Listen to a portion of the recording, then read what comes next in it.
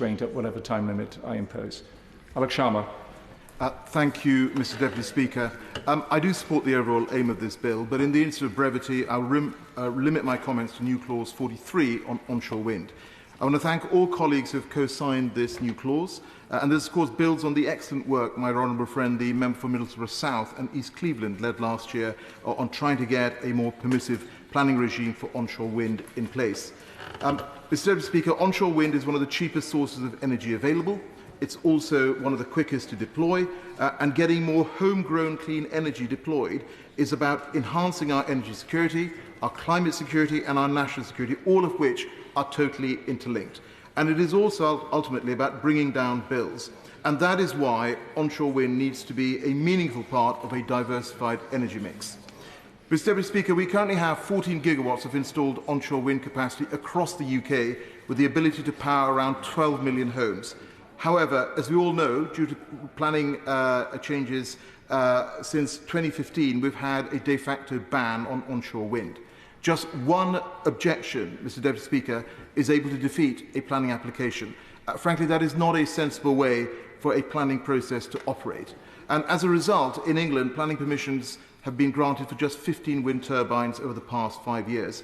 It's also worth pointing out that had onshore wind annual build-out rate stayed at the pre-ban average level, an extra 1.7 gigawatts would have been added by last winter. That is equivalent to powering 1.5 million homes for the entire winter, and would have avoided between 2 and 3% of the UK's annual net gas imports being burnt in our power stations. Will you give way?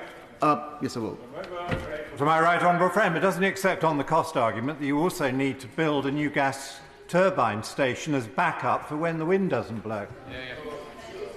Mr. Speaker, we do need a diversified energy system, and I think the Minister set out all the work that is going on nuclear, for example. But, Mr. Deputy Speaker, as we drive forward for greater energy security, we do need to change the planning rules to allow for more onshore wind.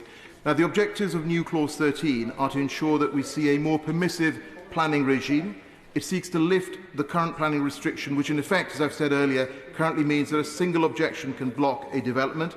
And the clause also seeks to ensure that local communities willing to take onshore wind developments will receive direct community benefits.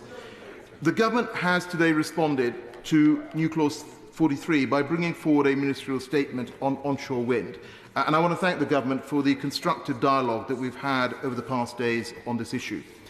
So turning to the written ministerial statement, I do acknowledge that this and indeed the accompanying changes to the National Planning Policy Framework do move things forward and will help to deliver a more permissive planning regime for onshore wind.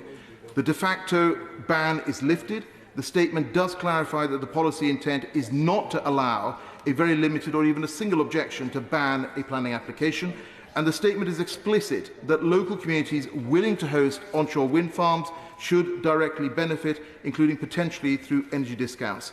Now, this is positive, but we do need to see the Government's formal response to its consultation on this issue to understand the detail and the precise mechanism of how the benefits regime will work. I also welcome that local plans will not be the only route to delivering more onshore wind, with more agile and targeted routes available.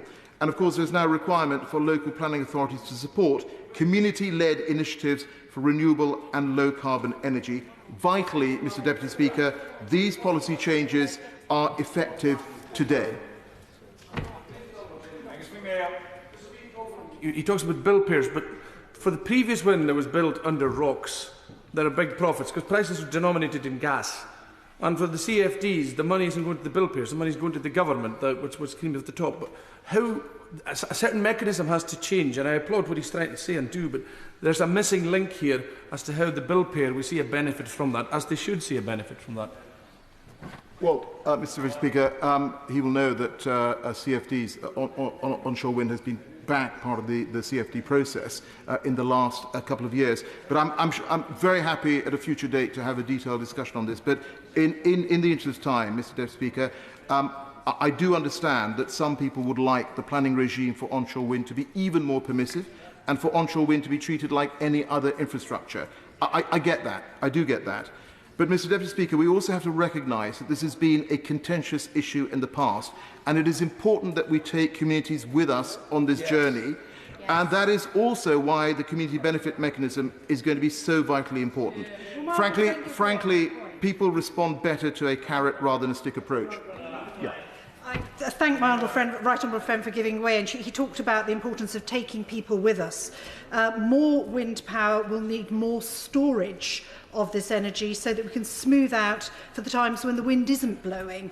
Does my right honourable friend agree with me that those sorts of lithium-ion battery storage plants, which are now proliferating in our country, are in need of proper permitting? My new clause 37, which I've been discussing with my honourable friend, the Minister, will help bring in that sort of permitting and ease the increase in those in the siting of those lithium-ion battery storage facilities in the right place.